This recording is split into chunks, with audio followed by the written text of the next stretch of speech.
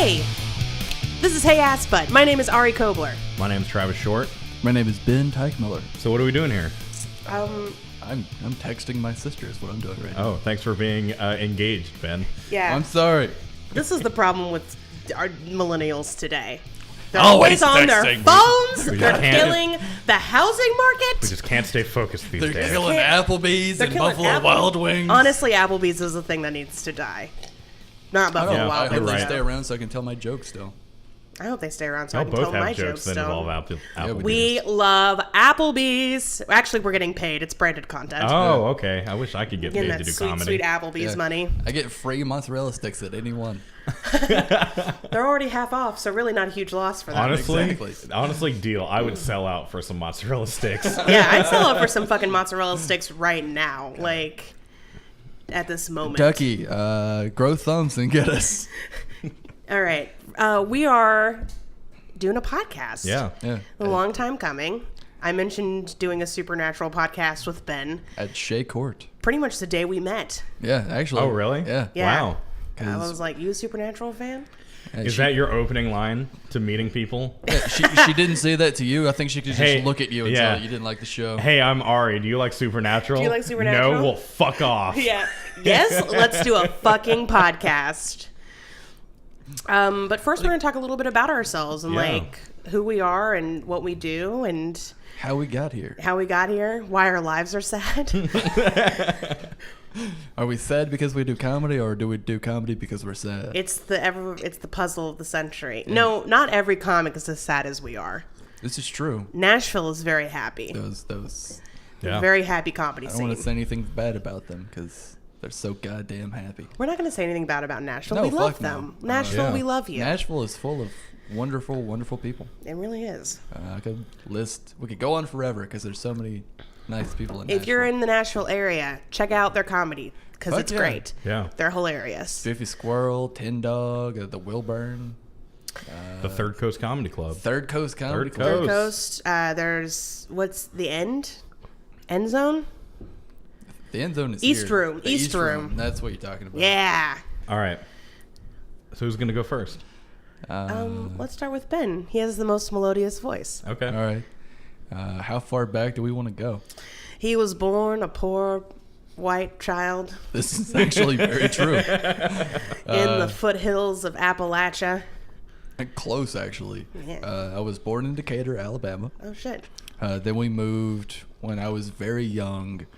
We moved to, I believe Knoxville first.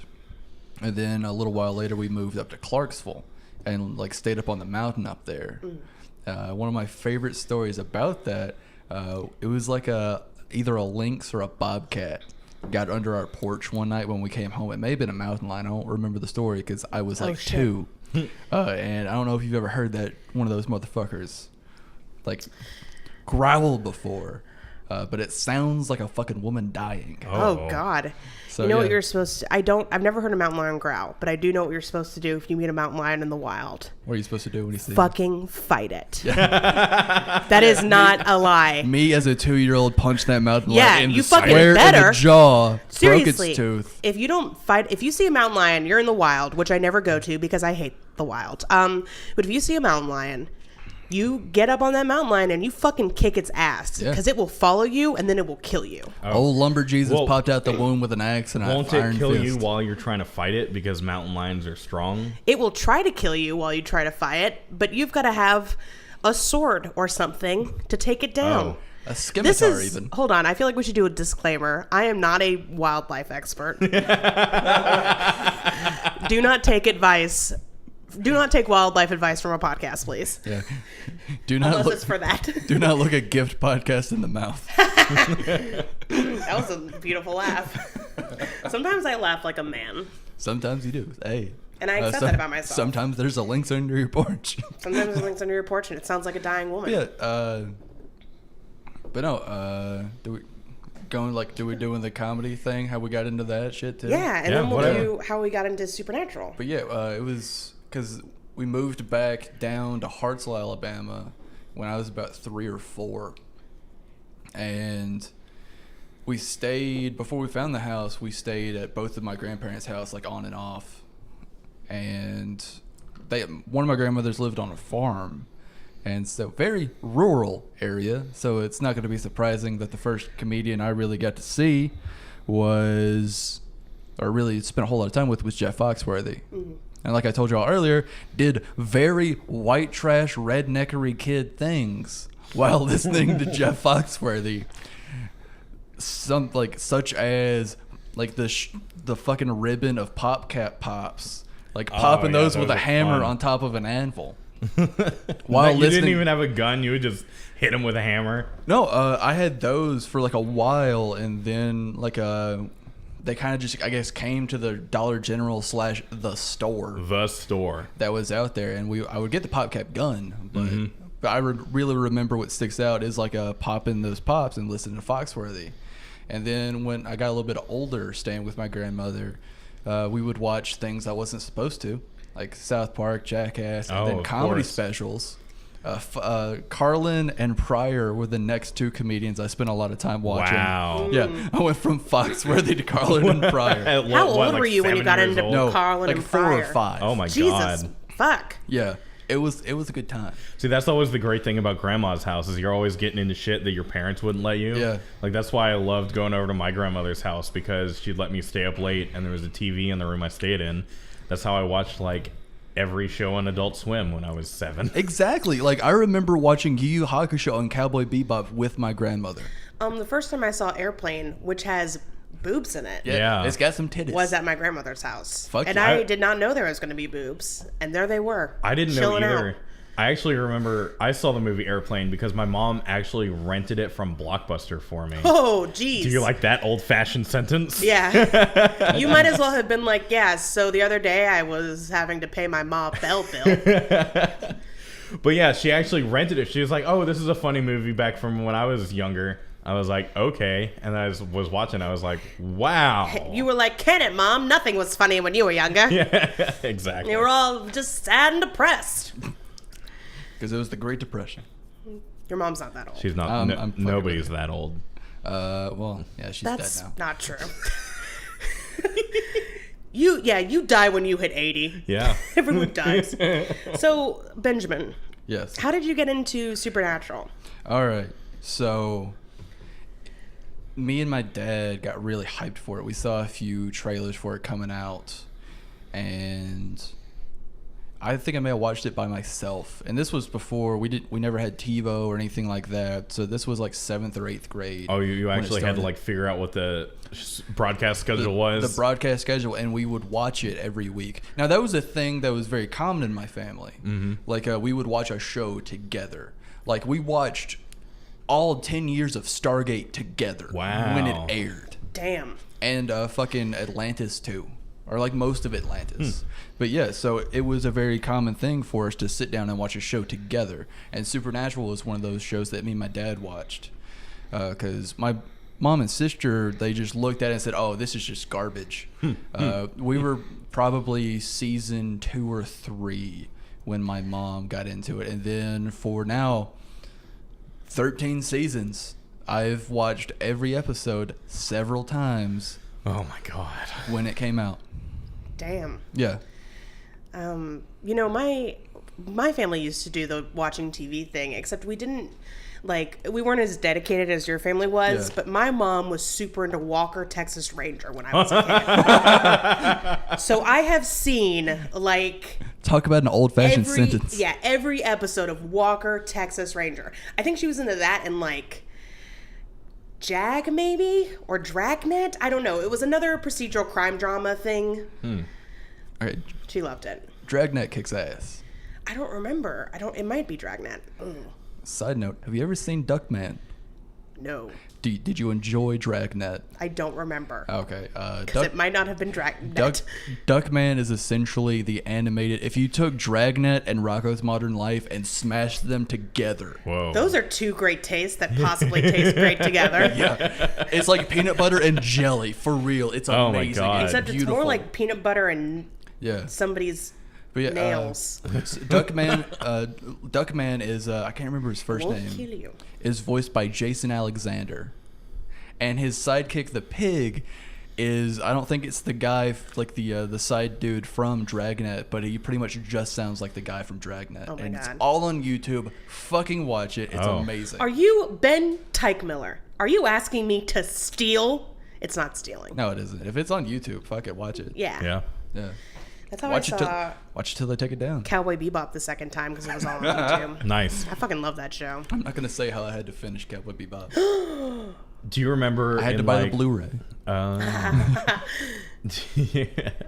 Do you remember back in like 2006 and 2007, like the early days of YouTube, people would post like anime episodes, but you'd only post them like 5 minutes at a time. So it was like part 1, part 2, part 3. Yes. And then there was like all the AMVs, and then on every single AMV there was a comment that was like a chain email comment that was like, you got to repost this on every anime thing because every Tuesday on 8 p.m. YouTube deletes all the anime off of YouTube, so just put this on here so make sure they don't do it or whatever. I was like, what? I don't think what YouTube, the staff of YouTube get together.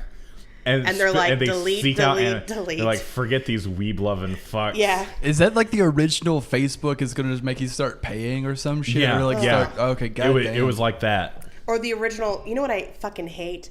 The, like, by posting this on my Facebook status, I don't let Facebook do anything, blah, blah, blah. This is a legal thing. And I'm like, motherfuckers, this is not a legal thing. Yeah, you didn't even, like, maybe if a notary maybe comments or likes. Yeah. they have to put an emotion. I don't think that's how that works either. There needs to be a notary reaction. But you have to be a licensed comic notary to do it. Yes. God. Yes, queen. This is a joke from the league, but it sounds like you would have to be a real notary to do that. Thank you for citing that league joke. Yeah. All right. Should I? Yeah. Go should for I it. go with? Should I tell my life story? Yeah. Yeah. Okay. You do it. Let's rock and roll. Well, I was actually born in California. God damn, I did not know that. Yeah, I was born in San Diego because my dad was in the Navy. Oh, that's a beautiful city. It really probably is. I don't remember it very well. Sorry. That's okay. Because we moved away from San Diego when I was like 1. And we moved to Virginia. Again, Navy, for Navy reasons. I did not know you were an Army brat. Yeah. Or a Navy brat. A Navy brat, yeah. All right. Yeah, my dad went to the Naval Academy and Top Gun. Oh, My dad is basically Tom Cruise. So he played a lot of volleyball. He played a lot of volleyball shirtless. There are pictures. No, I'm just kidding. Does he know Carrie Elwes? He's best friends with them. Oh, man. They're like this. Can you give me an introduction? Absolutely. Cool. Carrie and I are like fucking there, so it's fine. Love you, Carrie. Okay. I just want to cite lines with him from The Princess Bride. Yes. I will be Princess Buttercup. Look at this hair. It's beautiful. beautiful. You're already a Princess Buttercup in my eyes. So my dad's parents are from Huntsville, and my dad went to law school at Alabama once he got out of the Navy. So at the age of 5, we moved to Huntsville. And I have pretty much lived there since. I moved to Missouri very briefly, but I came back. And I love it here. It's a weird, the nice thing about Huntsville is that it's weird and it's not like normal Alabama. Yeah. It's like... But, I was talking to Jax Howie from Louisville. Yeah. And he said everyone in Louisville says the same exact thing about Louisville. Yeah, well, fuck Louisville. Fuck Louisville. Like everyone here in Huntsville is like, oh, it's not like the rest of Alabama, and everyone in Louisville is like, oh, it's not like the rest of Kentucky. And every state has a city where they're like, oh, we're not like the rest of this state. Right. I'm sure Atlanta's like, oh, we're not like the rest of Georgia, and Exactly. Austin's like, oh, we're not like the rest of Texas. Yeah. But that's true. Yeah. Because cities. Every state has a blue dot in it. Or Right. I would say Huntsville is more magenta, but still. Yeah. Huntsville is not the blue dot for Alabama. I would say probably Mobile or Birmingham are. Yeah. Or Florence. Florence? Florence That's is just too because it's a small. college town. That's Yeah. more like a blue pimple. It's true. Yeah. Blue pimple. Blue Yeah. pimple. Yeah, like That's you good. know how if you just take a pen and like just touch it on a paper and then Yeah. there's like the ball still had a little bit of ink on it but the Yeah. paper still looks clean. It's like that. Pretty Yeah. much. Yeah. That's also Florence true. is very small is what we're saying. But they do have lions there, which yeah. is cool. But no tigers or bears. No. Oh my. Oh No. my. You can't say that if there's no tigers or bear around. Bears around. Only 1 out of 3. Bears. But yeah. So I am a local comic. Being in a small scene is very interesting. I actually would really like a documentary to be made about us. I think that would be cool. I feel like it'd be very boring. You know, there is a Huntsville comedy documentary already. Really? Yeah. Where? I'm like 99% sure. You have to look. I don't remember the name of it. You can ask. But yeah, there's a dude, because I think Tom or Tate was telling me about him. It was when Epic really started getting rolling and homegrown and stuff like that, I believe. So take that with a grain of salt.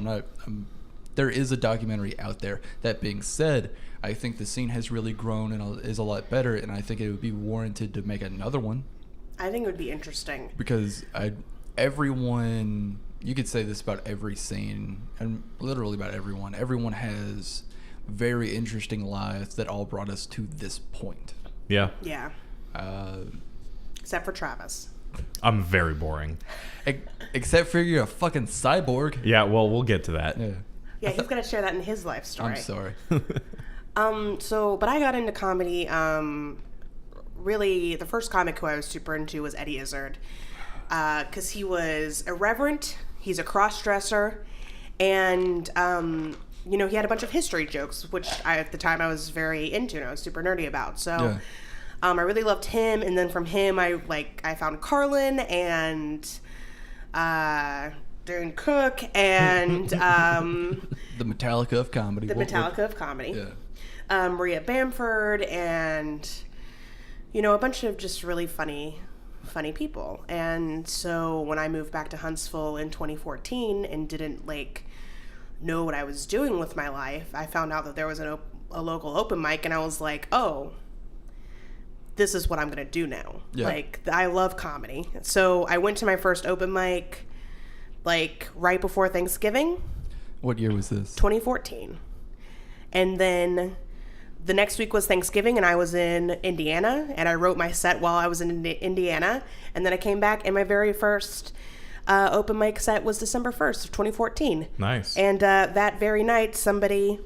I won't mention his name, pulled his dick out on stage. Yeah, we all know who that is. And that is the only thing anyone ever remembers that night, except for the fact that I was funny. Ha ha ha ha. And Supernatural, I got into Supernatural when it came out in 2005. I found the DVD set for super cheap at FYE, which if you want to talk about old sentences, I went out and bought a DVD.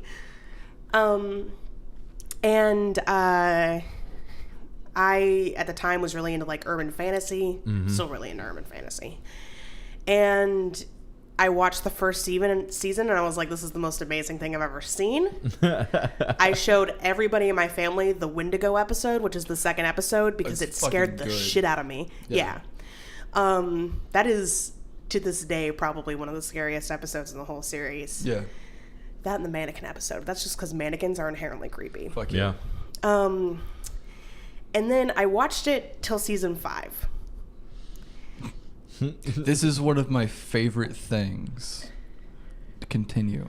I watched it to season 5, and I was like, oh, the story's done now. The original showrunner, Eric Kripke, left the show, and it just, you'll get there, Travis. But it just has a very final ending. We will get there together. Yeah, we'll get there together. And so I was like, I don't need to watch the show anymore. So I didn't watch it for several years. And I used to say about it, I'd be like, oh man, Supernatural, my favorite show that ended at 5 seasons. Did not continue past 5 seasons. When I first met you, I think it was the midst of season 11. Yeah. I remember talking to you then. And you were like, yeah, no, that show stopped 6 years ago. I don't know what you're talking about. It's like all the Star Wars prequel deniers. Right. Yeah. I was like, I don't know what you're I don't know who the about. fuck Jar Jar Binks is. Jar Jar Binks was an inside job. Yeah. The Force can't melt steel beams.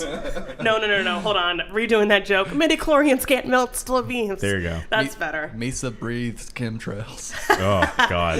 Who is the Jar Jar Binks of Supernatural? Is it Castiel? No. Okay. I love that character, but I think he is a little bit. The Jar Jar Binks of fucking Supernatural is their half brother.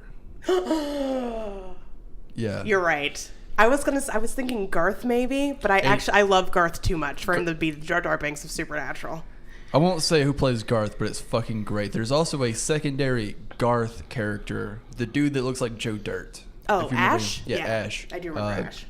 You could make the argument that he's very Jar Jar Binks-esque, but I like Ash. But I don't like Jar Jar Binks. Exactly. The thing about... And fuck Adam. Yes. Adam's a piece of shit. Adam's a piece of shit. But, you know... Well, okay. He's not really a piece of shit. You know we actually don't ever see him. The conspiracy theory about Jar Jar Binks being a Sith Lord... Oh, my God. ...is what I'm going with to make this comparison. Okay, fair enough. Yeah. That would technically... I think that technically makes Michael the Jar Jar Binks of Supernatural. Kind of, sort of, but... I don't remember what happens to Jar Jar Binks because I blocked out the prequels from my memory. Really nothing. Yeah, nothing. Yeah, we don't see an ending for him. Well, he becomes a senator for Naboo. He becomes a senator for Naboo somehow through magic. Yeah. Sounds like how Mitch McConnell got his job. Okay, We keeping it real. Hey, let's try to not do that. I'm very sorry. That just O's? peaked a lot. Yeah. Oh, sorry. I thought you were saying not be political. Also, let's try not to be political. All right, fair enough. I'm sorry about your political tastes, and that I'm not sorry about that joke though. It was good. It was a good joke. I think if we're all gonna pop, we gotta lean back like this. Yeah, especially All right, fair you. enough. Okay, sorry guys. Which you're already having problems drifting away from the microphone. But anyway. Am I Okay, good? sorry. Yeah, no, you're good. Am I? Ari keeps dancing around. I'm very dancy. It's. I'm a dancer, not a human. You're a dancer, not a talker. Oh, I get it. We were listening to the Killers earlier. We were. Also, I just love the Killers. And. But so I have no clue what any of you guys are talking about. Yeah, Oh, sorry. We'll get back. To put a really good description of how this podcast is. See, I've been day one start Supernatural fan. Kind of got into it late, but is kind of moving through it. Like I've seen every episode. You've seen mostly through season 5, and you're working your way through it a little bit. You're about what, midway through season 8 or 9 now? No, I actually have just finished season 7. Oh shit! So I got back into Supernatural. I was like, you know what? No. Speaking of the prequel memes and the fucking Star Wars prequel movies, that's how I feel about season 7. Oh, really? It's weird as fuck. I don't hugely care for it. It has some really good episodes, but yeah. I get that. I actually really like season 7 though. But and I don't want to get too off topic because we'll talk about this when we get to season 7. Yeah. But there's a lot of this is the first time Supernatural has dipped into unnecessary drama. Yeah. I feel like. From seasons 1 through 5. Seasons 1 through 5 have their moments of just can we get past this? But season 7, it's like, can we please get past this? But to go back to the description of the podcast, Travis, you have seen... I've seen 0 full episodes. 0 of episodes. My complete exposure to Supernatural is confined by social media exposure. And us. From Tumblr.com. Woo! Apocalypse. The people I know. And then also I have a coworker who will always turn on it's syndicated to I think TNT now as well. Yeah. He'll turn on TNT and they play Supernatural episodes in the morning from 9 o'clock to 12. Yeah. So they'll play in the morning. I'll see glances of that, but I don't really pay attention. I have never seen a full episode of Supernatural. You've done about 2, son. My contact with Supernatural is just people through social media, and I'm not impressed. I don't get it. That's fine. I don't like it. We need a dark voice in this happiness. Exactly. To really crown this podcast. Yeah, because we're eventually going to invite a friend of ours, Scott Eason, onto the show. Scott Eason. And he possibly loves Supernatural more than all of us. I don't know. Well, he definitely loves it more than me right now. Yeah, he loves it more than me. He might love it more than you. I think he may like it as much as I do. Oh, snap. Yeah. And I do love Supernatural. I wasn't kidding when I said this is my favorite show that ended at 5 seasons. And I did decide, I was like, no, I'm not... I need to give this another shot. So I did watch season 6 and season 7, and I really love season 6. Yeah. And I like a lot of episodes and a lot of aspects of season 7. Yeah. And they brought back my favorite villain.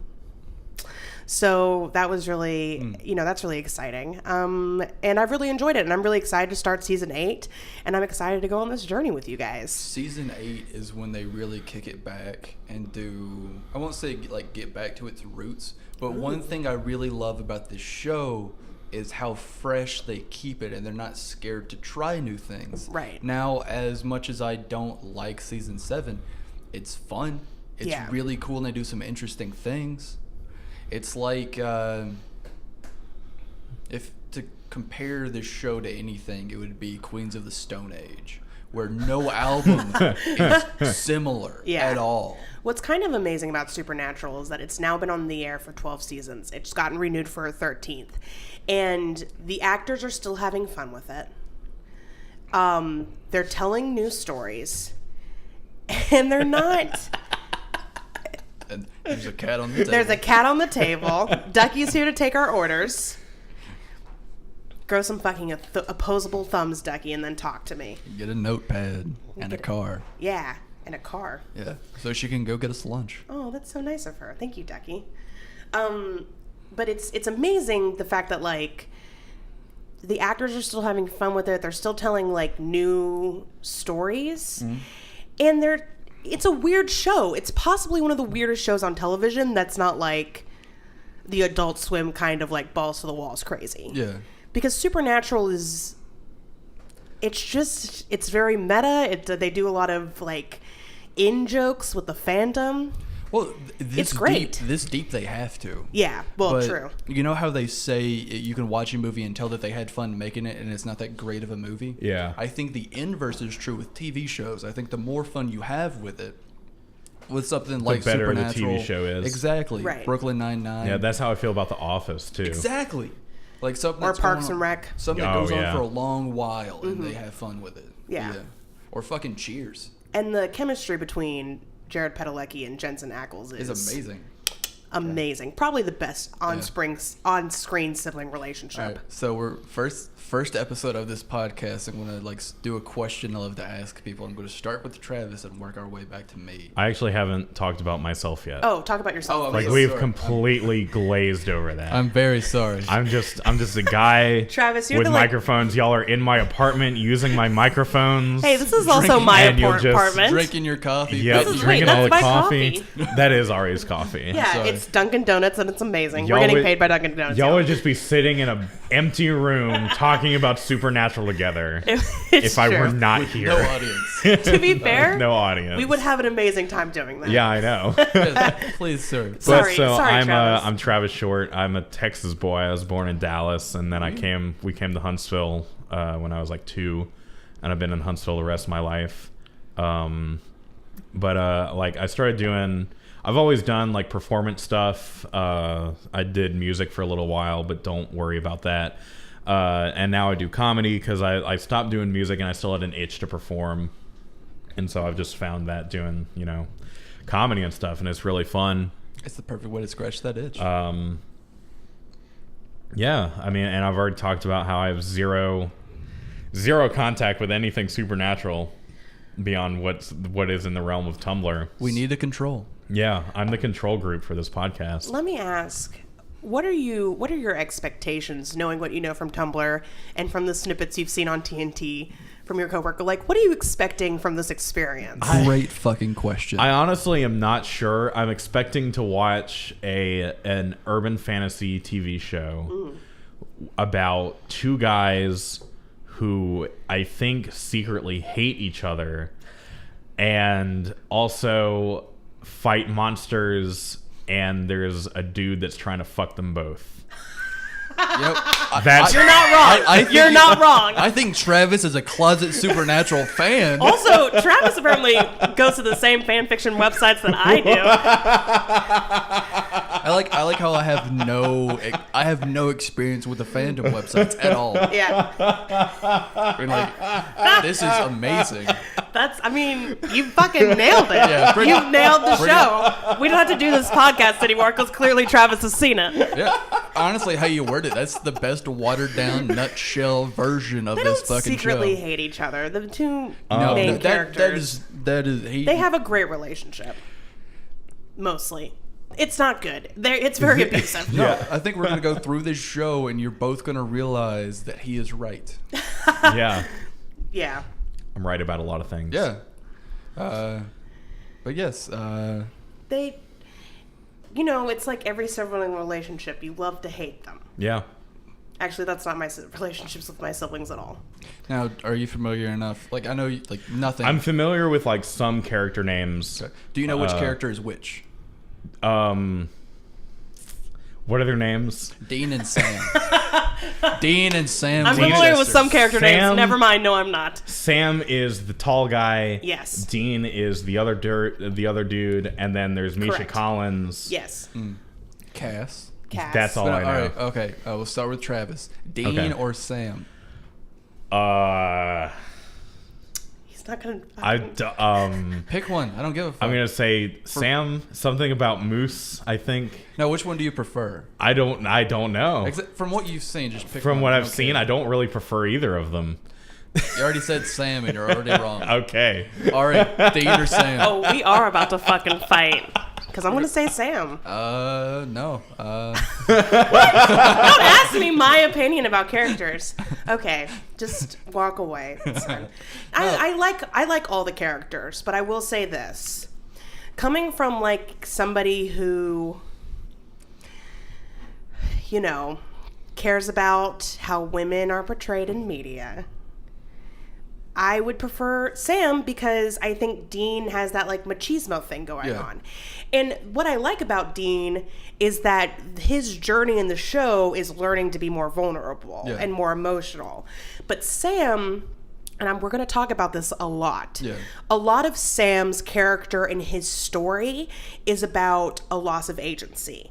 And that is usually something that is reserved for women. Yeah. And he is the more sensitive one. He is, more compassionate. And those are all traits that are more, not that they're womanly, but in media we see female characters have them. And so those are the reasons why I like gun to the head. I prefer Sam, but I love all the characters. Fair enough. That is a good answer. Thank you. But I like both characters. Because I'm an asshole. What? I didn't know that both was. Yeah, an I didn't know that option. both was an option, Ben. I prefer Dean. Dean is my favorite. I'll let me explain it. Because I'm a little brother. So I identified a lot of the troubles and tribulations that Sam went through because he felt like the more true me. But I love Dean because he was the guy I wanted to be. Oh, yeah. okay. Cool. You want to be the See, guy. that's interesting. I'm the oldest in my family. So I wonder if that... Wait, because you have two siblings. I only have one. She's older by like 2.5 years. Okay. So how much older are you than your siblings? We're actually spaced out evenly. I'm 4 years older than my sister and 8 years older than my brother. That's... Yeah. I'm also the older. I have a younger sister who's 3 years older than me, and then I have 3 younger cousins starting at like 7 years old, 7 years younger than me, and down the line. You have a younger sister that's 3 years older than you. Oh shit! My bad. I'm a time traveler. Rather short. Not only a Travis is closet his own supernatural fan, grandfather. a fucking time lord too. That was actually that. I forgot to say that about myself. It was mentioned earlier. I am a cyborg. I'm actually deaf in one ear, which is ironic because I'm the sound guy for this podcast. And several other things too. And several other things around He's really the Huntsville comedy scene. sound guy. Him and like Tom. And Josh Yeah. Todd. Yeah. But so I was just like born deaf in one ear, and so I have this implant called a bone anchor hearing aid. It's similar to a cochlear implant, and it's just like this robot part sticking out of my head. So that's like I like to joke that I'm a cyborg. I also like to think that I can't truly feel emotion unless I eat incredibly spicy foods. That's how I make sure that I'm still human. I will say I think out of the three of us, you're the least emotional. Yeah. Yeah, that's probably true. I'm the most emotional. I know myself. And I'm just an alcoholic. Yeah, there you go. You dampen those feelings with alcohol, but it We- doesn't work. It's almost like we could do a show together. Yeah. Ah. Hey. All right. Well, we're going to watch the pilot episode. Yeah, let's get started. Let's rock and roll. Oh, I will say the first two seasons are going to be at least hard for me to watch because it is so dark. It is like they filmed through a fucking filter. Yeah. Oh, like it's going to be physically hard It's going for you to to watch. Yes. Yeah. Yes. Oh, okay. Well, Not that it's bad. That is something that I actually did notice through like my coworker having it up on the TV. Mm-hmm. Like, because they just play like episodes randomly. They don't Right. play them in any order. Because my coworker will look at the TV and go, "Oh, this is from season 2," and then he'll look up like 30 minutes later and go, "Oh, this is from season 8."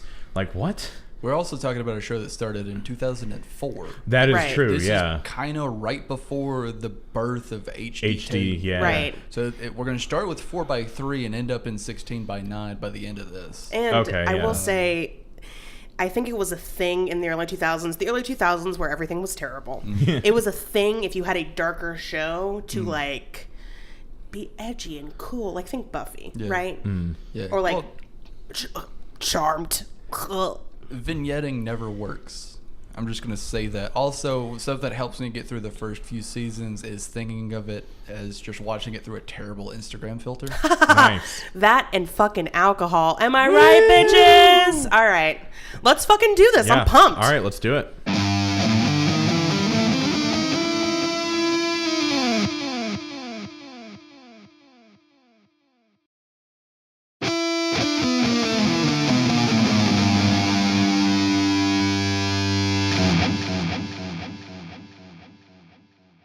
Okay, so the first episode. It's pretty much just Van Wilder meets the X-Files. Is what I really like how the beginning of it is. Yeah.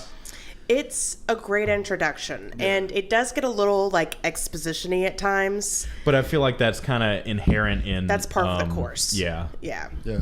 But let's go through the plot of the episode. All right. Travis, this is your first time seeing it, so do Yeah. you want to sum up? Okay, so what I watched was there was a family that a horrific thing happened to, and then I guess through the exposition you find out that this traumatizes all of them, especially the father who becomes obsessed with ghost hunting or like monster hunting, and he trains his children to do the same thing at a very young age.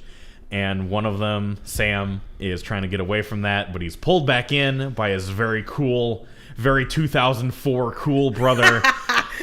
Yes. And he's roped back into it, and then just as soon as he thought he'd be done with this, just like it was a very like, oh, we got to do one last job. Yeah, it's never one last job. Yeah, Right. it was a very like, all right, we got one last job. Basically, and then Sam was like, it I'm he can't- retiring yeah. tomorrow. And now he can't get away from it. Yeah. Because apparently there's a demon picking on this family. There or is. something. Well, this is a very dude show and a very dude thing, and we were talking about this earlier, maybe last night. Oh, is fridging every woman you come across? Kind of. What?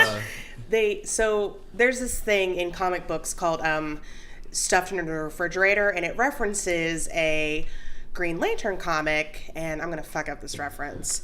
I think it's Kyle Rayner, who's the Green Lantern at the time. Yeah, I'm looking at two people who do not read comic books. Yeah. I don't read superhero comics. You don't, oh, my bad. Excuse Everything me. you say about superhero comics, I take as a fact. Oh, fucking you can great. say the wrong thing, I'll be like, yep, that's true. Superman is actually from Earth. Oh, A lot of people don't know that. He just made up the alien thing. Bruce Wayne broke as shit. Yeah, very nice. poor. Very Just poor. a crazy person in And a this bat is a suit. true thing. Dick Grayson is fucking awesome. Okay. Anyway. Anyways, so Kyle Rayner's girlfriend is killed by the bad guy and gets literally stuffed into the fridge. Oh.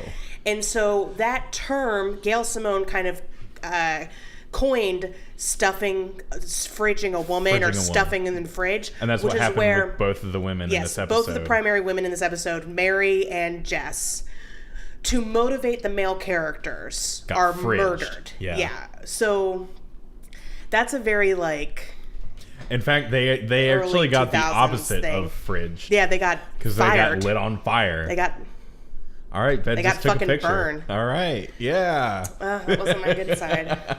I don't have a good side. Just kidding. Why do you think I got dressed this month? Fucking with you. I always look this shitty. Oh, you look like Jesus. Yep. I look like Jesus. If was hooked on Jesus heroin wore and band shirts and clothes flannel. Yeah. Woodcarver Jesus. Lumberjack Jesus. Lumberjack Jesus. Yeah, trying to write a theme song for Ben. Yeah. So, yeah. I was going to say this show borrows from a lot of dude things. Comic books, one thing. Yeah. The other one is mobster films and stuff like that, where the one last job is a very hardcore thing. But hunters in this universe have a very organized crime sort of network. Right. Yeah, like I could kind of what I glazed from the way Dean operates is he's basically a nomad. Yeah.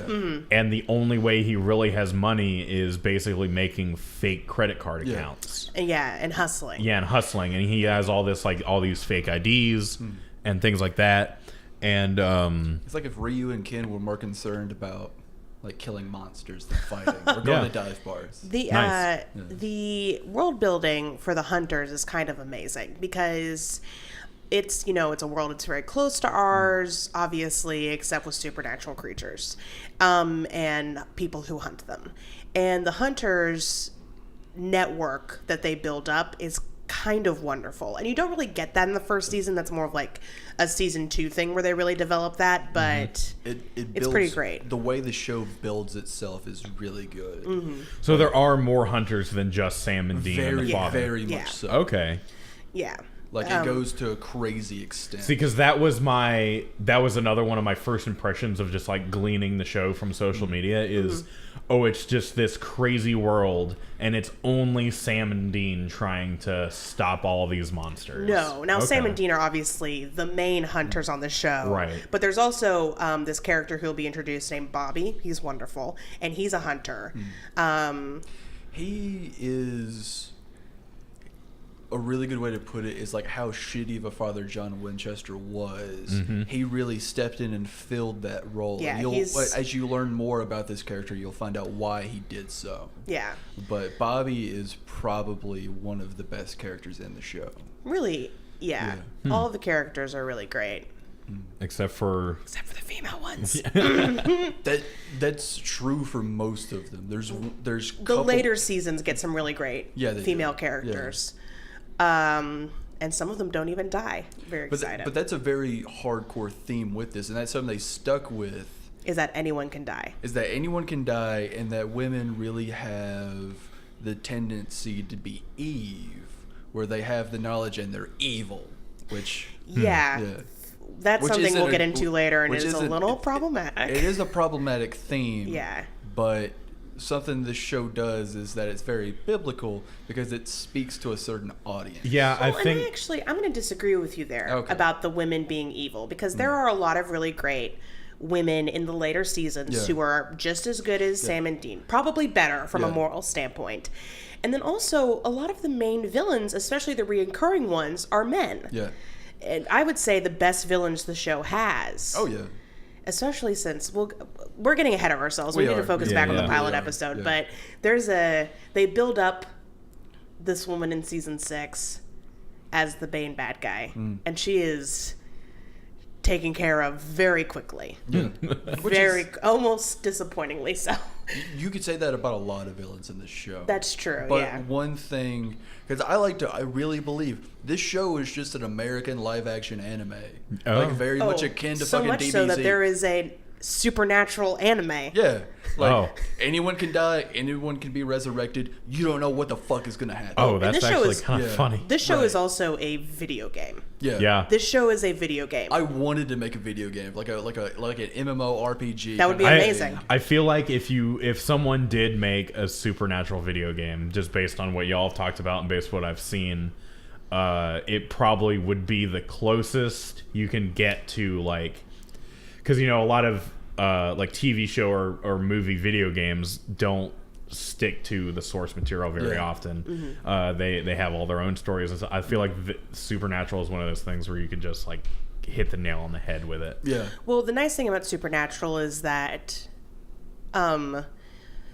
I think the reason why it would work as a video game, possibly better than other shows, is because the stories are so out there. But they're also very varied. I mean, they all deal with supernatural things. Right. And especially in the later seasons, they usually deal with, heaven or hell, which will be introduced. Hell as an entity gets introduced pretty quickly. Yeah. But, you could definitely just write a storyline for a supernatural video game that had nothing to do with the show and the current storylines, other than the characters the same in the universe. Yeah, you could write an in-universe story. You wouldn't even have to focus on Sam and Dean. I mean, I would hope they would. You would want them to, but I really think just being able to create your own character, something along the lines of Skyrim, where you just become your own nomadic character. Really open you become world. a hunter. Exactly. Yeah. That would be amazing. Like you have the whole United States or fuck the world to go through. That would be pretty rad. Get the CW on the phone. All right. We have an idea for them. Get CW and Bethesda talking. Yes. And Rockstar. I think Bethesda should produce it, and Rockstar should actually make the game. And see, now you've lost me. I'm sorry. I don't play any video games except Zelda. I love the Zelda franchise. Honestly, I don't know, Breath of the Wild, if you took that sort of gameplay, if you wanted to make it kind of silly, sure. But I really think first person... Breath of the Wild is already very silly. But to bring this back to the pilot episode... to talk about the monster, I really think they chose the woman in white because it's not a very popular monster and not a whole lot of people really knew about it. Now, that being said... Well, the woman in white isn't a monster that really exists outside of the supernatural universe. Exactly. Yeah, so no one knew about it. They didn't know what to expect. Right. That is something, like, they kind of took something that's kind of vague and made it their own thing. And because what I kind of took, my initial... thought process of it is it was a ghost or a spirit or an entity that would track down unfaithful men and then seduce them, kind of like in a succubus kind of style. I thought it would be like a succubus thing. It turned out to be more of a ghost. Yeah. Yes. More of a revenge-seeking ghost. It's kind of crazy. So the women in white in Supernatural has a very specific... To be a woman in white in the Supernatural universe, you have to hit some bullet points. You have to be a woman who's been cheated on by her husband, who then killed her kids, who then committed suicide. Yeah, that's very specific. You have to jump through some rings. Yeah. Not anybody can just become a woman in white. Yeah. The woman in white, the name comes from a novel, actually. The first sensationalist novel. A lot of people consider it. It was written... I'm going to have to look this up because I don't specifically remember, but it actually doesn't have any ghosts in it. Really? Yeah, the story has nothing supernatural about it at all. It's just a mystery. Which is what this episode really set the pace for, that it was not going to be just a ghost story show. Mm-hmm. It was going to be a mystery, like detective kind of thing, similar to the X-Files. Yeah, also got that nice X-Files reference just right out there. Yeah, like I told you. Just right out there. I believe it's like 4 out of 6 of the writers from the X-Files worked on this show for their first few seasons. This show loves to reference horror movies, classic rock, and old genre shows. Mm-hmm. Fucking loves it. They reference the X-Files, Is there an entire episode Twin that's in black and white? Yes. It's one of the best ones. It's really great. Yeah. Especially of season 4. Yeah. It's one of my favorite Halloween episodes, I believe. Also, it came out around Halloween.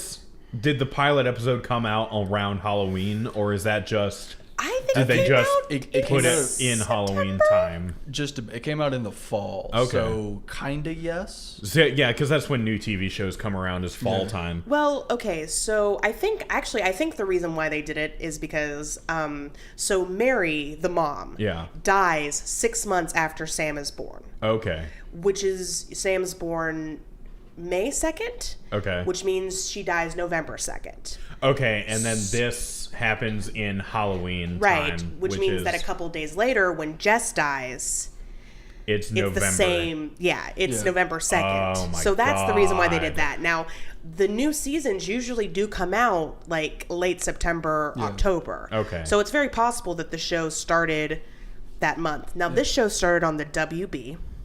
Yeah.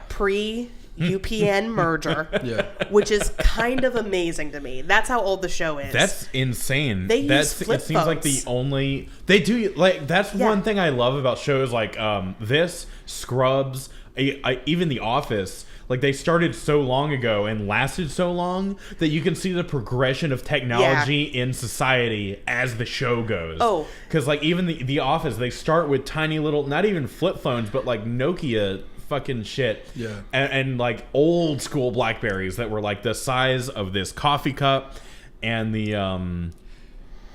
and then they end on fucking iPhone 5s. The smartest thing about this show is even though it came out in 2004, it's probably set more like 01, 02 when it first starts. That's my guess. And so that way it's a few years behind in technology, but you still get to watch it. And like you said, it's fucking cool. Yeah. Well, Sam was born, I don't remember what year Sam was born. 83? Well, maybe? how much older is Dean than Sam? Like a year? 4 years. Sam's 22 at the beginning of the show. Dean's 26. Okay. So if it's said like we'll say for math's sake, we'll say Sam is 22. Right. And the show starts in 02. That means he was born in 1980. That makes sense for all of the scenes that we see from them as kids. Right. Because Dean really seems more of a really living through the 80s baby. Oh yeah, especially with all that metal cassettes he had. Well, a big huge theme point for Dean is that he wants to be his dad. And so that's why he's got Dean's the car, the story music, is the about clothes. Not being his dad, really.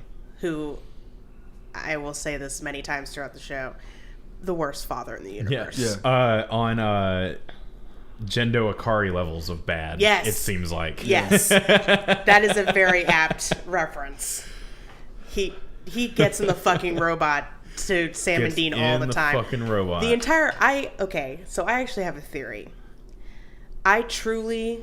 So this episode is really Sam focused. A lot of the first couple of seasons are really Sam focused. And it's about getting Sam away from Stanford and away from his law school dreams and getting him back into the biz. Right? I don't agree with that. I don't think, sure, if Jess hadn't died, I think Sam might have stayed at Stanford. But I think because of how everything panned out, this really sets up that Sam is going to constantly choose Dean over himself and what he wants to do. Yes, I agree. Yeah. But I think that, let's pretend John doesn't know about Jess. Okay. I don't think we have to pretend. Okay, probably. Sorry, yeah. I think in the show they reference a couple of times John going to Stanford to check up on Sam. That sounds right. I don't remember. I We'll don't get think to that's it. right. Even if not, I feel like at this point, that John Winchester is the kind of dad that still knows everything about their children, even if he never sees them. That's fair. I'd actually I came up y'all said Akira. I can't think. I have never. Gendo Akari. I don't know who that Evangelion. is, but I would go with Hayachi Mishima. Yeah. Oh God. Throwing Kazuya off the mountain. Oh God. Yeah, that's pretty accurate. Yeah, I bet you didn't hear that. Think that name was going to come out of that mouth, did you? Yeah. Hey. But it's if John doesn't know about Jess and doesn't know that part of what's keeping Sam at Stanford is, a relationship, then we can kind of assume that John disappeared on purpose so that Dean would go get Sam. It's not just a relationship. It's a girl that very, very much is similar to his mother. That's fair. And also probably his first serious girlfriend. Yeah. Because their nomadic lifestyle outside of Dean and John. Right. There's one. That's all I'm going to say. Is this a future thing? It's a future thing. We'll deal with that later. Yeah, I think I know what you're talking about, but I don't want to give it away for Travis. So some basic, I guess, other things I saw. I feel like a lot of TV shows like this, the pilot episode is always very stiff, and that's just because the actors aren't familiar enough with the characters yet. You say stiff as the first time you see that, and I agree with you. Yeah. From very fresh eyes, this seems like a very stiff Yeah, it's even just the establishing scenes with Sam and them. He's like, we're really going to a Halloween party. Yeah. But it's because they have to get the exposition out. yeah. And then also, I loved this moment when Dean was in the house and Jess walks in on Sam and Dean, and he's like, I like the Smurfs, and she's like, oh, I just felt like I should put something on. Yeah, you also felt like you probably should have put on a push-up bra at the same time. Like, were you sleeping in that? Hey, those tits are natural, girl. All right. Right. Yeah. Some women sleep in their bras. I don't know. That sounds Smurfette was insane. perky as fuck. Yeah. No, the girl that they got to play Jess is gorgeous. Though I will say this is pre CW only cast beautiful people. Yeah. Because some of those extras were very, I mean, they're not unattractive, but they're very plain looking, which I appreciate because it makes it look more realistic. Does everyone in the show constantly get more and more beautiful? Yes. And no.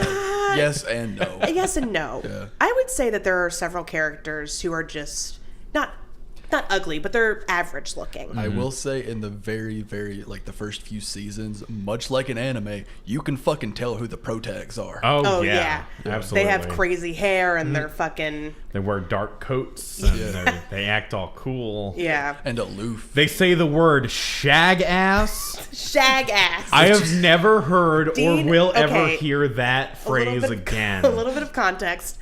Dean...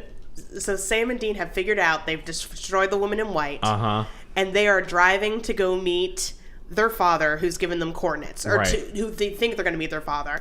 And Dean says, if we shag ass, we could probably make it in the morning. Yeah. Which is not a thing. That's not a thing anyone says or has ever said. Never even thought. Now, it fits the character because, A, he seems like the guy that he would just say make off the shit wall, up. Yeah. make shit up. The dialogue in the show, and I feel like we get a taste of the iconic supernatural dialogue, especially with like Sammy is a chubby 12-year-old, and one of the honestly the most famous lines in the show is when Sam is like, "This music is fucking mullet rock," and then Dean goes, "Driver picks the music, shotgun shuts his cake hole." Yep. Fuck yes. One of the most like quotable lines. The dialogue in this show is fucking amazing. Not only is and that it only gets better. That exchange amazing, but that was just a perfect way because it fits. Like as that is the thing that I say in my life. Yeah, no, in my everyday life. That's what people didn't say it in that way, but people like said that they meant it, so it really fit with what like fucking demographic they wanted to go for. Right. Yeah. Which was, I can only assume, sad teenagers, which is what I was. Me too. The first time I kind of want to talk about my impressions the first time I saw this episode a little bit. I thought it was fucking amazing. Like, I saw this pilot and I was like, oh my God, I am hooked. Yeah. I have to keep watching this. Oh, yeah. The ending, if you want to make a pilot so that people will continue watching and just have to know, the ending to this pilot is kind of perfect. Oh yeah, it really it's a callback, and it brings everything full circle. I wouldn't say that I am hooked right off the bat from watching just the pilot. But it does make me want to watch the second episode. Good. For sure. See, that's the mark of a good pilot. Yeah, exactly. There's a scene I really want to talk about because it really stuck out in my mind for the rest of the show. It's the scene where they're in the library, where like Dean's typing in everything at first, right? And then they start fighting over who's going to do it. Yeah. You see that Sam is a lot better at research. Yeah. But then you really get to see that Dean is probably the more proper hunter, so they need each other to survive. There's like the book smart, street smart dynamic going on. Right. There are a lot of tropes in this show already. Yeah. One thing I saw was when they were being chased by their car that was being driven by the ghosts. Yeah. They were running down the bridge, and you could still see, and maybe it's because they upscaled it for Netflix, but you could see how much more room they had on the other side of the bridge to just walk over there instead of running directly in front of the car. Like that, but that's some TV shit though. That makes it dramatic. Yeah, exactly. There was another thing that was super TV-y. I I have to talk about the credit card scams. Yes. I have to. Okay, so the way that Sam and Dean and John make money to live on the road is they apply for credit cards under fake names, and then the credit cards companies will send them these cards, which is fucking nuts. Because even in 2005, I'm like 95% sure to get a credit card, you still had to get a credit score run. Yeah. They didn't just give them to you. Again, I think that plays into Ben's, like, it probably takes place earlier than just 2004, 2005. I'm sure even 2001, they still ran a credit check. I don't know. They may have been more looser with it because I think things were going better. Especially because, like, Possibly. I started getting credit cards sent to me, like, my mailing address when I was 17 years old. Yeah. And I could have just applied for a credit card with That's nothing. fucking amazing. Yeah. And so I feel like that's this kind of situation. It's like, here's a credit card offer, and we're just gonna take it, and they're not gonna know who we are. But even then, like, you exist and have a social security number. They're putting in assumed names. Yeah. And unless John and Dean have some fucking amazing printing material and the ability to hack into, like, registries and shit, I doubt that they exist on paper outside of the credit card. Yeah, but you know how easy it is to make up a social security number? No, I do not. The social security number system is so linear that, like, I could just bump the last digit of my social security number by 1, and that's the next person who is born after me. Yeah. Well, that I know, but you still have to, like, create a paper trail. I don't know. I'm not a criminal, so I don't fucking... With how knowledgeable John Winchester is about everything, he's probably done this long enough to know the ins and the outs of how to do this correctly. Okay, Plus, if fair. like y'all say there is a huge hunter network, then they all probably have, That's fair. Okay, their fair own enough. fake paper trails, and it's probably like a whole operation keeping up with these fake credit cards. There's a character you're gonna meet either this season or next who we've already talked about once, Bobby, and he really, the stuff that he does plays into that. Is as much as I'm going to say now. Well, I will grant you this. I still think it to me is one of the more unrealistic aspects of the show, outside of, like, the monster hunting, right? No, Ari, ghosts are real. I'm not having this fight with you on air, Travis. We've discussed this. We have. If you're willing to suspend your disbelief enough to accept a monster that has no lore outside of the show, it's not that much of a stretch to believe the credit card scams. Yeah. I guess I'm the type of person who's like... You want your realism in weird ways. Yes. When I was watching Wonder Woman, which was amazing, and please go see it. Incredible. It's a great movie. Great movie. Oh, we all saw it together. No, Ben wasn't there. Ben wasn't there. I went with Mark. He was invited. That's a story. I'm sorry that I missed it with y'all. It's okay. Yeah, it's fine. We were super Anyway. annoying, so. Yeah. David was like, I'm never watching a fucking movie with you guys again. I mean, like, we all just watched this episode together. You know how we, like, talked the entire time? Like enough to make jokes and Right. references. Right. And But that's basically what I did. And our friend David Wenzel got super annoyed by it. Was it y'all's first time seeing the movie? Yes. Was it his first time seeing the movie? It was Yes. all of our... It was opening day. I will say, like, Wenzel is a very proper person. Yes. So that makes sense for his character. Also makes sense for y'all's characters to talk throughout a movie. We really Especially, like, I've been marathoning Mystery Science Theater 3000, so... So you've been prepping for this shit. He's on I've the been moon. going. Yeah. But so I saw back to this little tidbit. I saw Wonder Woman, and they great movie. They played in one of the scenes a there was that song. fuck. Yeah, it Edith was Piaf Yeah, song. Edith Piaf, and Edith Piaf was not alive. Yeah, she was alive, but she But she wasn't wasn't- recording yeah. music in the 1810s or the 1910s. I was gonna say 1810s. The Wonder Woman takes place 1910s. very early. Everything you know about history is wrong. Lies, Yep. fake news. So they played an Edith Piaf song who was not recording in the 1910s, and despite the fact that this movie, that I'm willing to accept, there is a magical Greek island. Yeah. And that this one bitch goes around, fucking going into no man's land and kicking ass with a fucking sword and shield and a whip.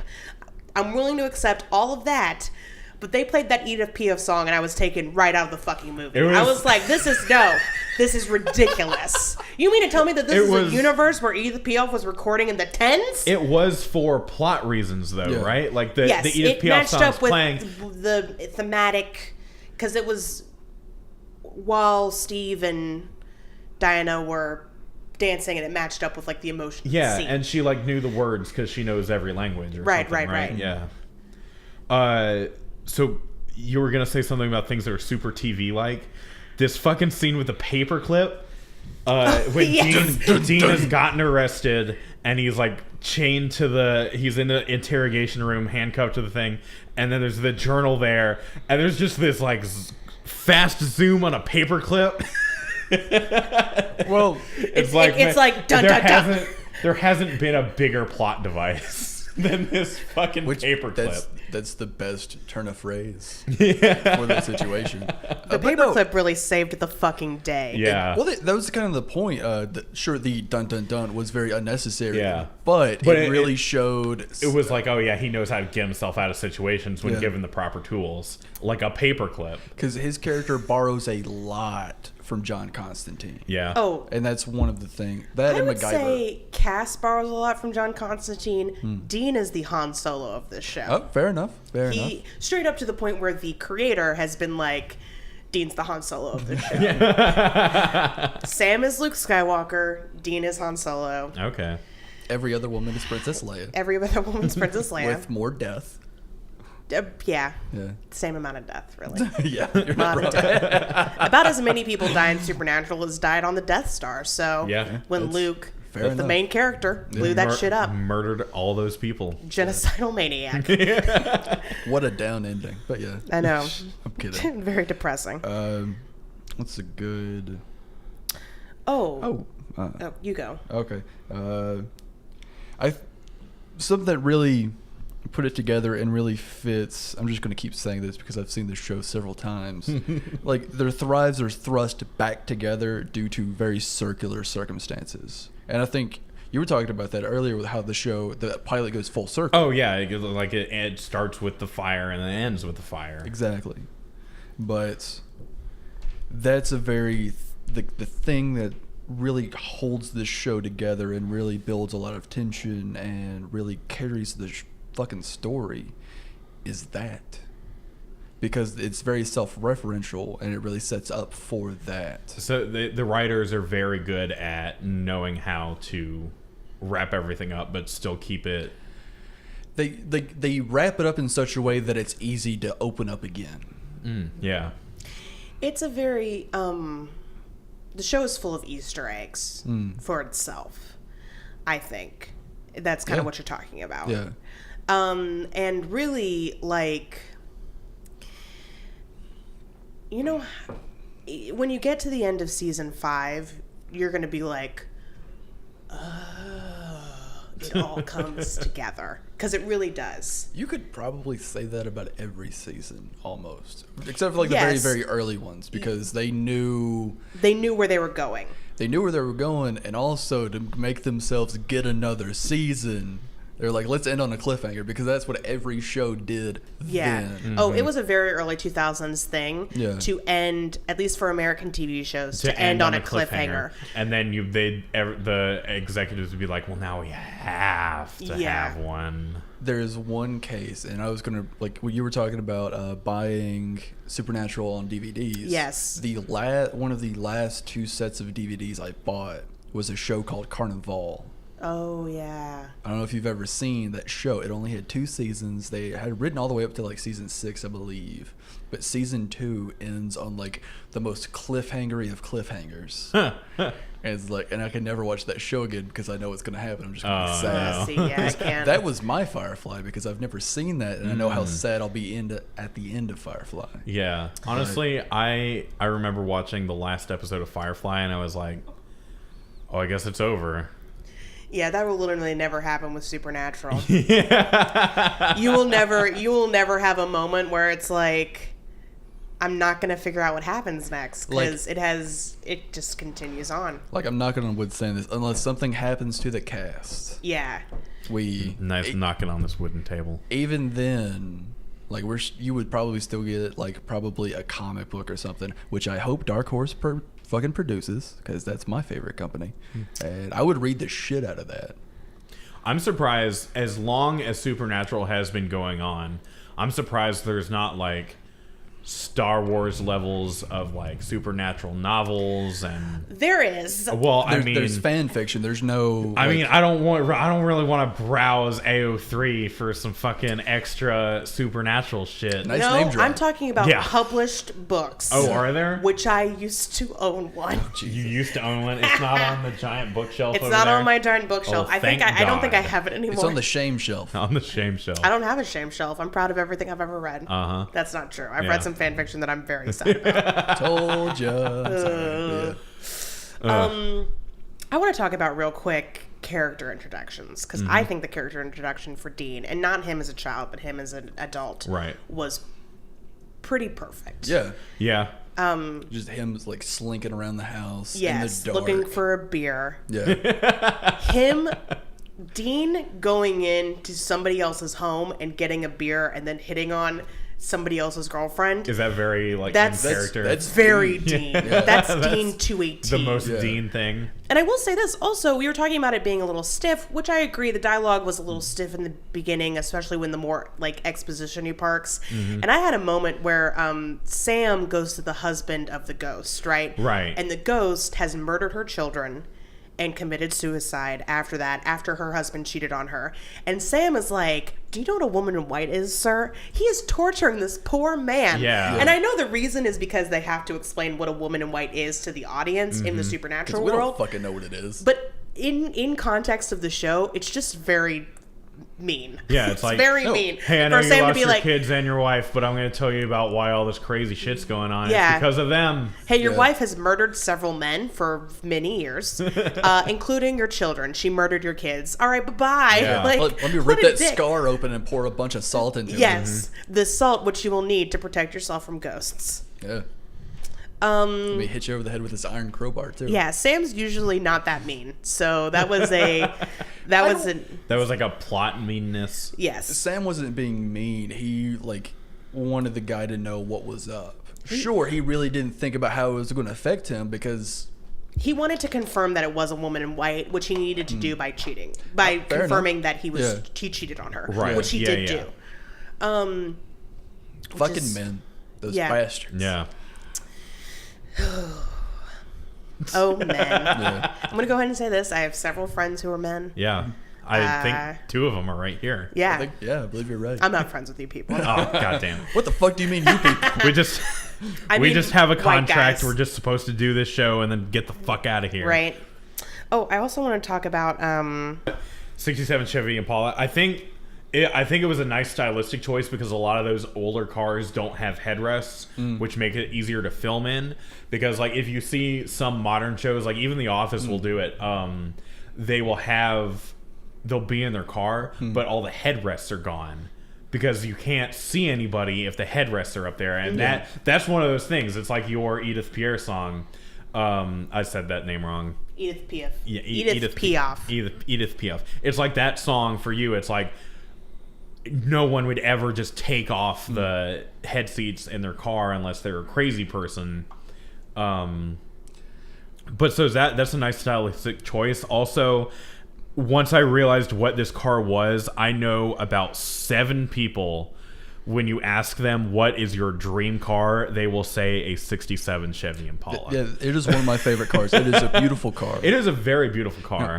There's a time frame of about 5 years where like 3 out of my 5 favorite cars exist, and that's 67 to 72. Yeah. Now, the other reason they went with that car is because there's not a famous one. But yeah, you can go from like several other fucking cars. I can't remember what the General Lee was, but I think it was a Charger. I believe. Yeah, it was a Dodge Charger. There wasn't a Chevy Impala. Now, that being said, there was probably a fuck ton of them in junkyards that they could get that they could ruin, right, and just do that because with. they crashed this car. Yeah, so several times. This car dies as much as they do. It really does. I will say Spoilers. this. I had this Supernatural DVDs 1 through 5, and I ordered most of them from China. Nice. Like from a warehouse. Solid. But the first one I bought in FYE, and they had they had these extras, right? And I was watching the extras for why they decided the car they decided. Oh, yeah? And apparently the showrunner, Eric Kripke, went to a guy to ask him his opinion on like cool classic cars, and Eric Kripke was like, yeah, we're going to go with the Mustang. And the guy went, sure, if you want him to look like a bunch of pussies. Yeah. Fuck yeah. Fuck yeah. No, like for real, like the Impala is the perfect size for everything that happens. Yeah. A Mustang, just, you could get two people in there tops. The Impala in Supernatural is iconic. Yeah. It's a character in its own right. Yeah. It's literally it's the heart of the show. Yeah. It harkens back to the fucking old school times of land yachts. Yes. Yeah, it definitely would not have had the same impact if it were a Mustang. Yeah. That being Because said, everyone would just be like, oh, it's another fucking Mustang. that being Exactly. said, if I were a monster hunter who traveled from city to city and part of my job was running from the law, I would not want a very recognizable car. Yeah. Which that is. Drive a Nissan It's Rogue. a badass. It's a badass. Yeah, but they should be driving a Honda Civic. Yeah. Like, No, even no, then, it's awesome. Even then, like a Mustang would also be, because of how fucking many Mustangs there are. Yeah, Right. that is true. A Mustang would blend in more. Yes. And I But think, that being yeah. said, I wouldn't have them change Oh, yeah. the car. Yeah, Definitely not. Yeah, it's a badass car. Oh, I can't wait to talk about Garth, just because of what Yeah. he drives. Yeah. Garth But- is just a great character. But Yeah, party on. yes, Party on, Garth. That's an episode name. man. The episode names for the show are amazing. And Oh, we yeah. can't really talk about that right now because the pilot episode is just the pilot. Yeah, the pilot, and then the second one is Wendigo. Which, yeah, okay, that's not very exciting. But they get But they really get great. sillier. Yeah, they Yeah, get sillier. Exactly.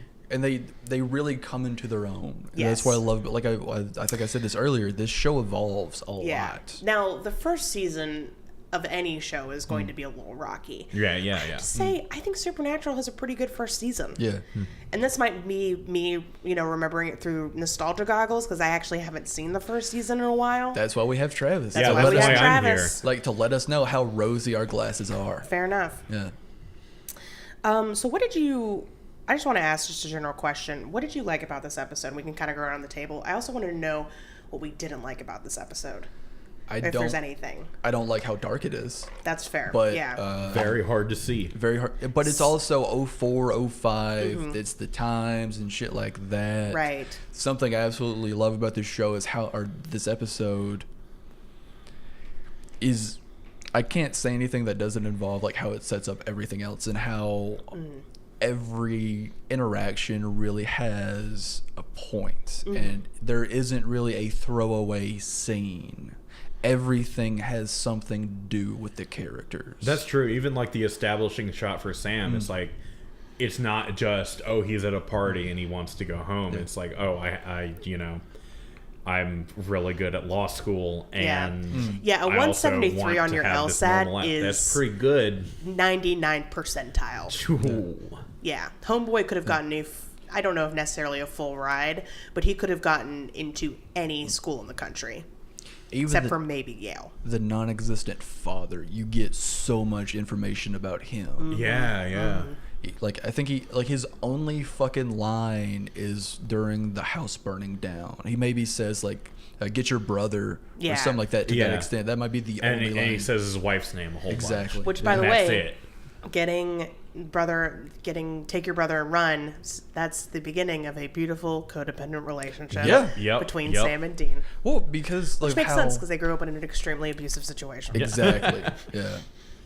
And then, it is cool to see how much you learn about a character that's not even there. Because you learn that he's also a hunter. He's very good at what he does. Very good at research. Obviously, very good at hiding. I wouldn't Stuff say like he's that. hiding so much that he's a few steps ahead. Right. Yeah. You find out... I don't want to reveal too much because this actually gets into one of the reasons why I don't like John. He's a character who, like... I don't. I love to hate him. I don't think you're meant to like him at all. No, I don't think you are either. I've never met a Supernatural fan. That being said, I know 4 or 5 tops personally. I don't go on. The internet does not like John. The Supernatural fandom. Honestly, the only time, being on the internet and seeing Supernatural things, the only time I ever saw anything about John Winchester was when there was that episode of The Walking Dead where the same actor is playing Negan and he does the thing. And then everyone was like, oh, there's a baseball bat in this picture of John Winchester in Supernatural episode whatever, blah, blah, blah. And I was like, oh, I didn't know they even had a dad. It's like... the show doesn't frame him as a good father, which is important. It's like that is very good. Yeah. That was like the old Pokemon memes where like Hoenn confirmed, Sinnoh confirmed. Yeah, exactly. Shit like that. You're going to go back to whatever you can to fucking... But yeah. So what did you have anything you didn't like about the episode? Honestly, not really. Holy shit! Shock and surprise. It was enjoyable. Besides my basic, it was stiff and there was this and that, but it was like, yeah, it was a interesting watch. I was very entertained. Like I wasn't ever bored watching this. Damn. There is a YouTuber that I love. He recently had a great episode where he talks about the Beatles. And I very much have the same opinion that he has about the Beatles about this show, is that the very early Beatles stuff is very rocky and not very good. Now, that being said, people still enjoy it. Yeah. Yeah. That's how this first season is. It's rocky, but it's still good. Yeah. But they get better because Jesus. Nice. Yeah. Obviously. Because it's still going. What I like about the episode, I like a lot of the, and some of the things that get set up that I dislike are just problems with the show. Like, I'm going to make a list of every time Sam loses his agency, is harassed, either sexually or non-sexually, by the monster of the week. And then at the end of the podcast, we are going to take a shot for every time that happens, and then we're going to fucking die. Okay, yeah, so you're going to listen to our deaths on air, and then we're going to have a friend post the podcast for us because we will be dead. We will be dead, because that happens a lot.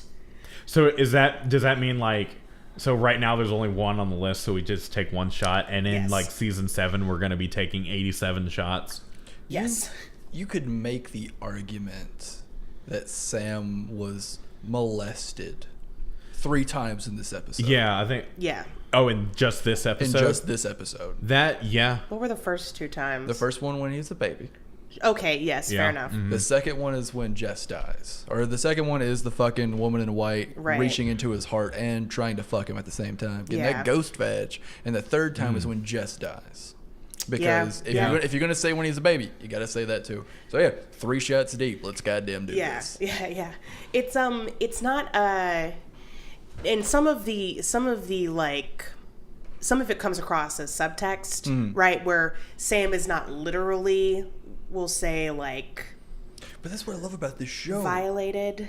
Is that there's a lot of inferences and shit that you have to really pick up on. Yeah. It isn't just this stone-faced, in-your-face fucking thing. Yeah.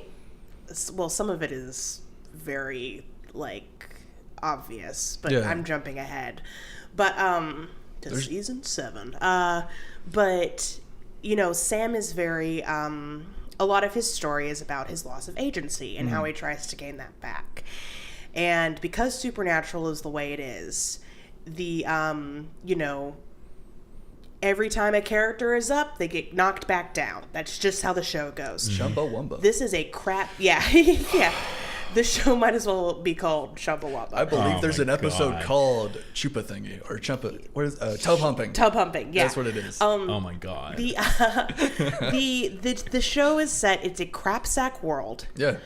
Where no character truly has a happy ending. A better analogy would be that the shit house is starting to go up in flames. This first fucking season, you see the kerosene being thrown on it. Yes. And it's then only downhill from here. It's only downhill from here, and that motherfucker's going up in flames. Yeah. Nice. But it's going to be entertaining to watch. Fuck. Oh, We're going to enjoy it. I'm not sorry. I keep saying fuck. I'm sorry, guys. But what I really like about this episode, no, we're going to put an explicit tag on this. Oh, absolutely. The podcast is named We have Hey to. Assbutt. Yeah. It's in the title. Yeah. But what I like about this episode, I like the relationship between Sam and Dean. I think they fucking nail it right off the bat with the brotherly relationship. It's chocolate and peanut butter, man. They work fucking well together. They are fantastic. Yeah. The chemistry they have between them is amazing. And there's little things that I have physically done with my sibling, like pushing them out of the way from the computer and it's just bitch. jerk bitch. It's just fucking awesome. Yeah. I also think the first time I saw this episode, I gotta say, I was fucking terrified of the woman in white. Not terrified. How I old was were you when you scared. first saw it? Like 14. Okay. Like I said, It came out in 2005, grade, so I would have been 14. Yeah, that makes sense. The whole woman in white thing and being like scared of it, it reminds me of an episode of Courage the Cowardly Dog, Woman of the Black Lagoon. Yeah. And that is an episode where there is it's based around like water and there's water dripping everywhere, and the woman of the Black Lagoon can just come up out of the water, steals people and eats them. But you don't really see this until she steals Eustace and brings her down, and Courage goes to get Eustace because even though Eustace is a shitbag to him, he's got to save Eustace for Muriel. Yeah. The things you do for And love, the man. things you do for Right. love. And so be you happier go if you you go just down fucking and died. you watch the woman of the Black Lagoon transforming into this monster. And I remember watching that, and when I was like 7 years old, and I did not, I changed the channel and I turned off the TV so I wouldn't have to have Cartoon Network back on when it came. I did not flip the channel back to Cartoon Network for at least a month. Yeah. Because I was so freaked out by that episode, and I can imagine that happening to other people with this woman in white situation. I will say I think the second episode I was definitely more scared by because Wendigos are just inherently terrifying. Those are like horses, right? No. Oh shit. But they are terrible people. Okay. They are terrifying. Much like horses, they are scary. Horses are great. What are you talking about? It's what this show does well, starting with the second episode, is really make good atmosphere. monsters and atmosphere. Yes. Nice. The tone is, I will say, the tone of Supernatural is probably consistent, which is a lot for a show like this to nail. Just realize something. Do you think the show gets brighter, or do you think technology caught up with what the themes of the show wanted to be? Because one really good thing about HD television and really high resolution is that you see more black, like you see deeper blacks, you see deeper whites, you see more of those, and so that's like the upscale of that. It looks better than what I remember. Yeah. Yeah, and you could Well, I still think they tell that it remastered was. it.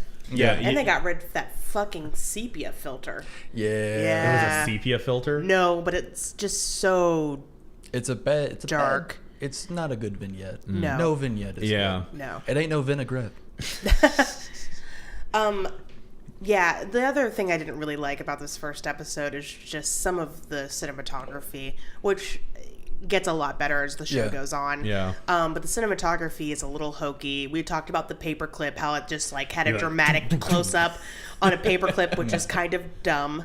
Especially since the music at the time was like da da da, which is stupid. And then some of the cinematography for the Constance, the ghost, the woman in white. Yeah, like the whole like. Yeah. Like I feel like they could have done that same effect with a different. How she like style. went in and out. She just.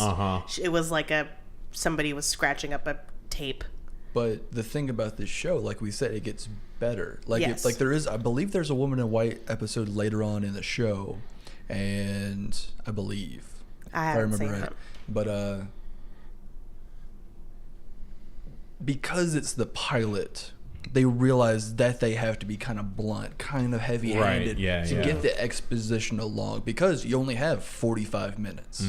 This isn't a movie, and they realize that, like, later on in the show, they can have running themes, which really help build the show. That is the nice thing about TV shows, is it allows much more long-form storytelling. Because you're going to spend more time with it. It's like a book. You have X number of hours with it as long as you get renewed. And that is the weird thing about pilots, is that it crams all this in at once because you've got to get an executive's attention. You got to get a test audience's attention with it.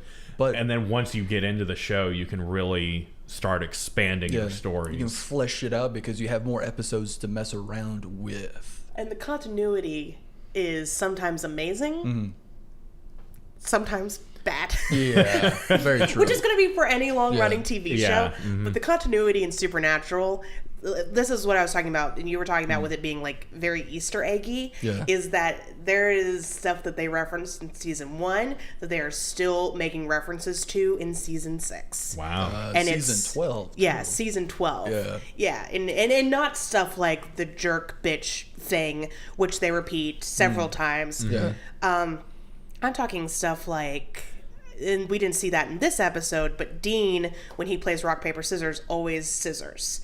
And they keep that going through 12 seasons. Yeah. It's kind of amazing. That is really cool. Or at least through 7, which is what I've seen. Are there things like the Psych Pineapple or the Adventure Time Snail, where it's like there's a little thing in every episode? Do they do that? No. I would have loved to see that in a show like this. Kind of, sort of. Oh, really? The car is in every episode. Well, yeah. That doesn't count. That's a big thing. It's more like characters do the same thing that you can always bank on. Okay, like doing the scissors and all that kind of stuff. Now, sometimes it's very heavy-handed. Yeah. Like, you're going to meet a character. I don't remember what season Rufus first comes up in. 4. Yeah. 4, I think. 4 or 5. Now, every time you meet Rufus, he's going to have something, or he's going to get something. That's all I'm going to say, because it's going to be something real good. And it's something I like from time to time, but it's too goddamn expensive to have all the time. It's nothing bad or illegal, but yeah. Because the show's on, starts on WB, and then it's on fucking CW now. Which the CW, the programming for the CW is generally accepted to be very like, it's the YA genre of television. Yeah. A lot of younger viewers. I actually think Supernatural is kind of stands out from their other programming. It's the most adult. I haven't seen anything else that they have, but except from commercials while I'm watching Supernatural. Well, a lot of their shows, and I'm talking about maybe like not the superhero verse that they have. Like the originals and stuff like that. The originals. Is it more along the lines of like ABC Family? Maybe a little edgier than that? A little edgier than ABC Family. Definitely more sex than ABC Family. Yeah. Okay. Like it's right in between Twilight and True Blood is what I would say. Yeah. From what I've seen of the commercials. I'm not saying that because I have and I'm a closet fan. I have not seen a trailer for any of those shows that makes me want to watch it. Ben secretly loves Twilight. Ben is Team Edward. I think because Supernatural, 4 main characters, especially towards the later seasons, and they're all like middle-aged dudes, which is not normal for CW. CW was young. I mean, The Flash they is started like out 24. Yeah. Young and fuckable is what they want to have. Yeah. Which I would argue they accomplished that with Supernatural. Very good. Hey? So one thing I've seen from like, watching GIFs and clips and things like that and screenshots, does what's his last name? Jared Padalecki. Does Jared Paddleboat ever get a haircut? No. Nope. Okay, has he just been growing his hair out for 13 years? No, he hasn't. Okay, he hasn't done that. Because I know that's like a big thing in the Supernatural fandom. You can tell what season it is based on how long Sam's hair is. You can tell what season it is. You can set your clock by how long Sam's hair is. Nice. Yeah, pretty much. He does get a haircut actually at the beginning of season 2. Season 2, Sam's hair is unforgivably bad. Oh yeah, I mean, first episode, Sam hair was pretty bad. Now, to be fair, first season Sam hair was of the time. Yeah. Dude's hair goes through a weird stage between short and long. Yeah. And it's when it's like right here. Like it's got a weird puffiness to it all the time. That's season 4, season 5 Sam hair, and it is fine. It's fine. Like, sure, mine is down past my shoulders at this point, and it's curly, so it's still, but no, there's a weird point, like right here, where you don't want to be seen in public. It almost That's everybody's hair. It gets that coconut thing going on, especially if it's not cropped well. I had a barber that referred to it as a man bob. I don't know if that's... Yeah. I don't know. I had know a what bit you're of a talking man about. bob because when I had my long hair, it basically like it would swoop over my forehead and then it basically framed my face. And it stopped about like right at the jawline. Right. I think the closest I got it was like down the middle of my neck. Was about as long as I had it, and then I was like, I'm literally dying. I can't do this. Jared Padalecki's hair in the later seasons is majestic and beautiful. That's what I've heard. And I could make a L'Oreal joke. It's delightful. And good job, Jared Padalecki. Your hair is great. Yeah. Seasons 1 through 3, Jared Padalecki hair is bad. No. It's bad. You gotta have the bad to appreciate the good. Yeah, that is true. Yeah. The world without broccoli. How would we love chocolate? That's... Broccoli is delicious, though. Damn right Broccoli it is delicious. Okay, fine. A world without... Green beans. No, I like green beans. Green beans are great. I don't A like world green without beans. anchovies? I think I don't like them. I appreciate them. I like but them don't in like 'em. sauces. I can take them or leave them. Yeah, I wouldn't put an anchovy like... Are we just gonna go through a bunch of food until we find one we all hate? A world without coconut? Oh, I like coconut. God damn it! A world without Brussels sprouts? I fucking love Brussels sprouts. Brussels sprouts damn. are great when they're cooked well. Yeah. A world without... A world without burnt cabbage. Burnt cabbage. Okay. Yeah. Or just the smell of cabbage. A world without... A world without how Madison smells at night. I would say... So my mom... Great local joke. Oh, God. My mom used to make... It's a Polish dish. I don't know what it's actually called. She called it gumpy when I was a kid. But it was meat wrapped in cabbage, and that was baked in the oven. Oh. And it smelled fucking terrible. But I bet it was delicious. It was delicious. But how that smelled Yeah. makes me appreciate chocolate. Hot Nice. cabbage is a lot like swamp ass. Ugh. You're right. Yeah. It just smells bad. Crotch damp. There's Damp crotch. Yeah, damp crotch. Yeah. I do like some well cooked cabbage though. Yeah. Yeah, samesies. Or like hash. Fantastic. Not great. Well, yeah. Okay. He does like a mid part. It's not good. God, So yeah. I It's have not good. I have one last question Okay. about Sam. Okay. Is where does the nickname Moose come from? Oh, And does okay. that- okay. Is that I for wanna later explain this. seasons or is that a fan thing? That is not a fan thing. That happens when you meet a certain character by the name of Crowley. It's kind of a Okay. fan thing, though. It is also a fan Because thing. Jared Padalecki is a very tall man, and Yeah, he's very tall. large. That's another thing I like. I like that the younger brother is taller than the older brother. That's just true to life for me, because both Yeah. of my siblings are taller than me. Are you familiar with the show Rocky and Bullwinkle? yeah. Okay, so instead of calling him Bullwinkle, Crowley calls him Moose. Gotcha. And he instead- calls Dean Squirrel. Yes, because Okay. he has a very... What the fuck was... it was Boris and Natasha. Yes. And so he has the running... I think in Dean or Sam's phone, Crowley is saved as Boris. Okay. Because he doesn't have the accent, but he does have the suit. He's got the look fucking got the bad. look. That pilot Yeah, thing. Yes. Crowley Yeah, is a character okay. who gets introduced in season 5, and he is the token evil teammate. Nice. Nice. Sometimes Yeah. he's the antagonist. Sometimes he's the token evil teammate. He's your mages. He's your... To make a fucking Chrono Trigger reference. Like the evil teammate that eventually... Like, he's really powerful, but then they get him on his side. right. yeah. Yeah. So, but I think Moose started out as a real life nickname. Yeah, People that called makes- Jared Padalecki that in real life. That makes sense. And then it traveled into the show. A lot Yeah. of that shit happens. Yeah, I can see especially that. starting in season 4 with the introduction of With with what? the Supernatural book series. Very true. Things Show's I- very meta. List of things I never read. I love the show. I've never been to a Supernatural fan website. I've shopped for stuff on Amazon, and that's about it. Right. I don't like to get too close to anything. Yeah. Yeah. Like yeah. I love Dark Souls with a goddamn passion. I don't subscribe to any of their subreddits. Oh yeah. Mainly because I also fucking love Persona. I used to subscribe to Megaten. I don't anymore. Yeah, I'm not even really subscribed to any like major subreddits around things that I enjoy because of those reasons. Exactly. Because people go crazy for shit. Final thoughts on the episode? I will say how it ends with Sam with like vengeance-filled eyes. Yeah. And he's ready to fucking kill some motherfuckers. Especially like at the very end, he's like, the last scene with him is him loading a rifle. Yeah. Like, that's amazing. We've got work to do. Yeah, he's ready to go. It's one of the best pilots I've ever seen because it really makes me is. want to watch, even with its faults, even with the things we talked about with being a little stiff and dark and very early 2000s-y. Yeah. It makes me want to watch the rest of the show. Absolutely. I am here for this journey. Even I said, like I said, this is the first time I ever saw it. I'm interested in seeing the next episode because of how this pilot ended. Yeah. Now, this show is a lot like a good album. Like how it starts, it ropes you in, and you want to listen to the fucking rest of it. That doesn't mean every song is good, though. That's very goddamn true. And we're going to be talking about that. And unless it's a Gorillaz album. Yeah. Unless it's Gorillaz album. True words were never spoken.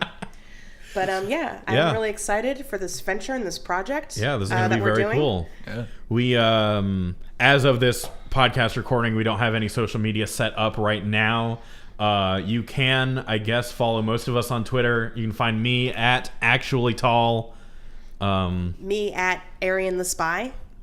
You can find Ben Teichmiller at Mr. Fluffy Bunnies. Yeah. You should probably tell people how to spell Arian.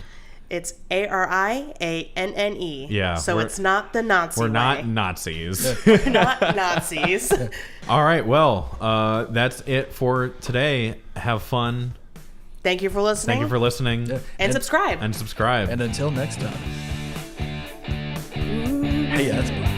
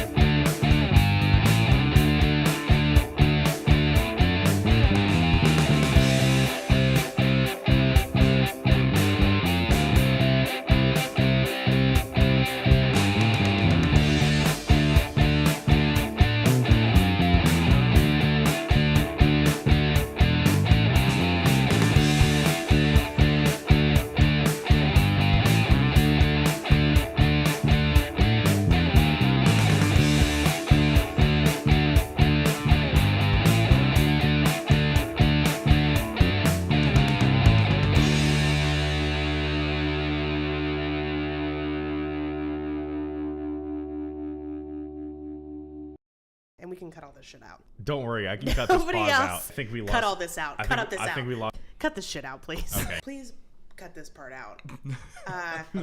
No. It's beyond this. We should cut that part, actually. We really, Yeah, okay. Yeah. And I'll tell you why.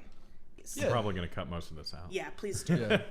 Because none of this is relevant. Well, Okay, let's cut this out Yeah, too. yeah, sorry. Hey, Assbutt.